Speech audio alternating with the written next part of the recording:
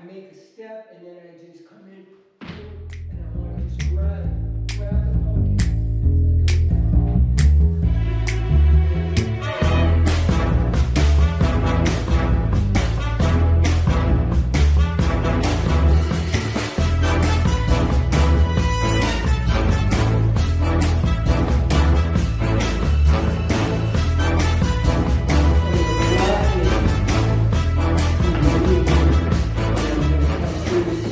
Smack here, immobilize the shoulder as they come up into here, and then I'm going to sit down and do a ripping backhand, ripping back this right across your neck into here, and then I'm going to come up and do it again. Because in 7 count, you're here, and it's 1, 2, 3, 4, 5, 6, 7. So we're just going to take pieces of that out. And 1, 2, that's going to knock her back. Then I'm going to move forward and I'm going to do the 7 count, smack up here. As I move in, I have her shoulder immobilized here. And then I'm just going to come back, smack her face as I do a shearing motion. I'm immobilizing the shoulder. I might even want to push it this way all the way through here. And then I'm going to come back and I'm going to do this, except I'm not going to go down unless she's tilted down a little bit. If she's not, I'm just going to hit the neck, put it into here, and then I'm going to come up and just smack it again. So 1, 2, 3, hit. Come into here, add killing 5 count there. Another one that we can do is 1, 2, hit. 2 over here also. So she throws a punch. 1, 2, hit. Then I just do the wet count into here, bam, and then I come hit that way too.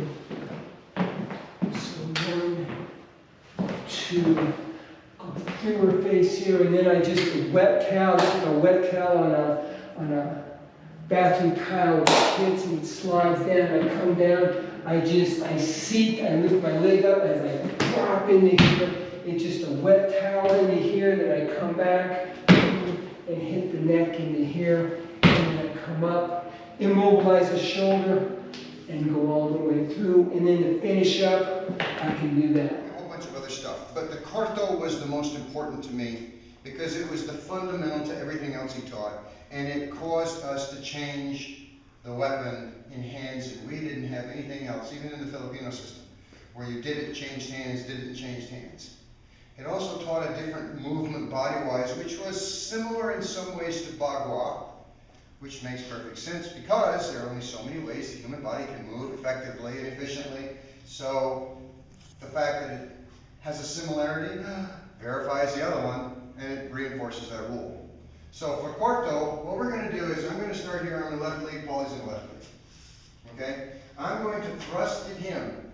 Okay? So as I thrust at him, he's going to step back, he's going to cut me, okay? And then he's going to thrust at me. Then I'm going to switch hands, and I'm going after him. I go to cut him, he cuts my arm, high five. Then he's going to switch hands, and I have to switch hands. He cuts, high five. Now the high five would be wham! He would go wham! They would do this when they were fencing and they had a sword. They would boom! Because it wasn't this sort of stuff. It wasn't fencing. It was saber fighting. And you can find they still do saber fighting. The guys dull swords and they got pads on and this, that, and this stuff. But they'll kick each other and do all kinds of things. It's a totally different world. Okay? And so what we're doing is we're practicing sections 3 and 4. Okay? You start here. Now, this is kind of funny, and I think it's the Hispanic, South American thing. They stand here like this. With a hand behind you, you think you haven't figured out they got something in their back hand? Yeah, so they do this. It's the macho thing that you find throughout Central and South America. So I'm like this. I don't care for the drill.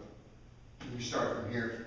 And I go, Paulie steps back. No, that was a shuffle back. You're going to step back with your foot. Good. Now he's going to thrust at me. Now I'm going to switch. He will cut me first and high five. Then we have to switch. Cut, high five. Okay, body combo, as I understand it. Think of the word bear the camp. You're just going to wipe between. Okay? Like what we tried to do in Afghanistan. Wanted to wipe it out. Okay, all the bad guys. Take them out.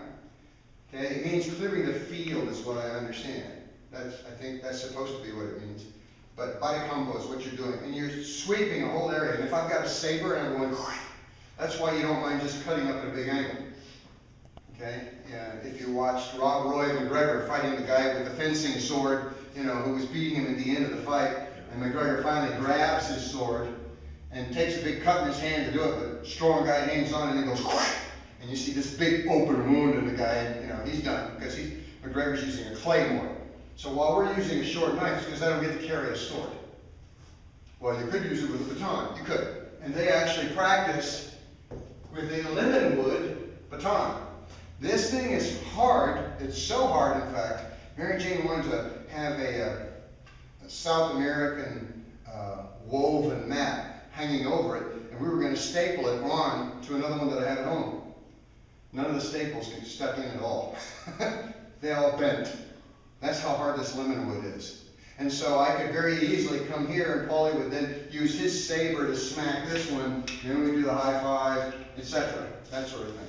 So they practice with this to simulate this. They also practice, and you can see I have the Corto article that Bruno wrote on my website. Go on the index page just below the instructor. It says Corto la lenza. And you can see the photos that we took for the article that was published in the Journal of Asian Martial Arts. Okay, so he did a really nice article on it. All right? So again, I'm going to start here. He's in the left lead. I come at him. He's going to step back with his left foot. He cuts. Good. Now he thrusts at me. Okay, now I'm coming in here. And I step through with a high five. He switches. He cuts.